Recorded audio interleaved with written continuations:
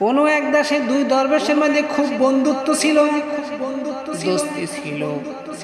এক দরবেশ সাহেব খানা খাইতে বসলেন। এমন সময় তিনি বলিলেন, ওগো আমার প্রাণের স্ত্রী, বড়ই পরিতাপের বিষয়, আজ আমার দোস্তের বাসায় খাবার নাই। তুমি দুইখানা রুটি আর দুই টুকরা গোস্ত তাহাকে দিয়ে আসো। বিবি ডাক দিয়া বলেন, ও প্রাণের স্বামী, এত রাত্রে আমি কিভাবে যাব, আবার কিভাবে বা নদী পার হব? এই নদী পার কিভাবে হওয়া যায় এত রাত্রে, বলেন প্রাণের স্বামী। দরবেশ সাহেব ডাক দিয়া বললেন, তুমি খানা বর্তনে লাও, আমি তোমাকে পথ বাতাইয়া দিব। আর তুমি নদীর পারে যাইয়া বলবা, ও নদীর পানি, যিনি 40 বছরের মধ্যে স্ত্রী সহবাস করে নাই, তার উসিলায় শক্ত হইয়া যাও। এবার স্বামীর কথা অনুযায়ী খানা বর্তনে লইলেন।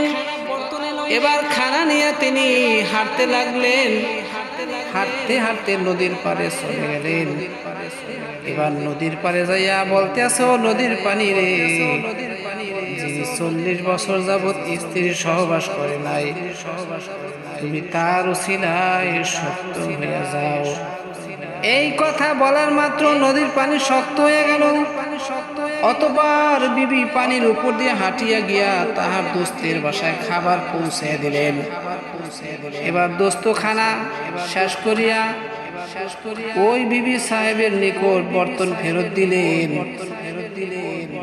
এবার ডাক দিয়ে বলতে আছে, আমি আবার এত রাত্রে কিভাবে যাব, কিভাবে আবার ওই নদী পার হয়ে আমি বাড়িতে যাব? তখন ওই ব্যক্তি বললেন, তুমি নদীর পারে যাইয়া এই কথা বলিও, যিনি 40 বছর যাবৎ খানা খায় নাই, তার উসিলা নদীর পানি শক্ত হইয়া যাও। তিনি ঠিকই নদীর পারে যায় বললেন, ও নদীর পানি, যিনি 40 বছর যাবৎ খানা খায় নাই, তার উসিলায় নদীর পানি তুমি শক্ত হইয়া যাও। এই কথা বলা মাত্র নদীর পানি শক্ত হইয়া যায়। তিনি নদীর উপর দিয়ে হাঁটিয়া এবার বাড়ি আসিয়া তার স্বামীকে বলে, ও স্বামী গো, কিছুই তো বুঝতে পারলাম না, আপনারা উভয় মিথ্যা কথা বলিলেন, কিন্তু সেই মিথ্যা কথা পানি তো মানিয়া শক্ত হইয়া গেল, উহার ভেদ কিছুই বুঝতে পারলাম না।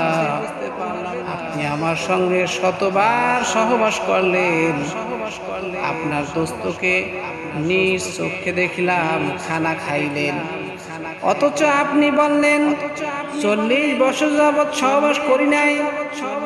তিনি বলিলেন 40 বছর যাবৎ খানা খাই নাই, উহার ভেদ কিসে বুঝতে পারলাম না। দরবেশ সাহেব উত্তর করলেন, ও বিবি গো, আল্লাহ তাআলা বলেন, হুন্না লিবাসুল লাকুম আনতুম লিবাসুল লাহুন্না, তোমাদের বিবিগণ তোমাদের জন্য লেবাস স্বরূপ, আর তোমরাও তাদের জন্য লেবাস স্বরূপ। সুতরাং এখন তাদের সঙ্গে তোমরা সহবাস করো। তাই আল্লাহ পাকের অত্র আদেশ পালনের জন্য তোমার সঙ্গে আমি সহবাস করি, নিজের খায়েশের জন্য না।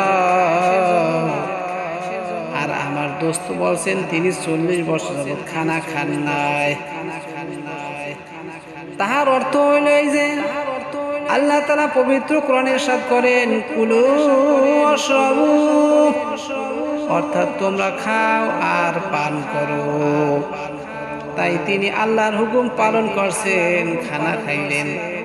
তিনি নফসের খায় সেজন্য খানা খান নাই, শুধু নিয়াতের কারণে আল্লাহ পাক তাদের সব কাজ নেকির মধ্যে শামিল করে দিয়েছেন।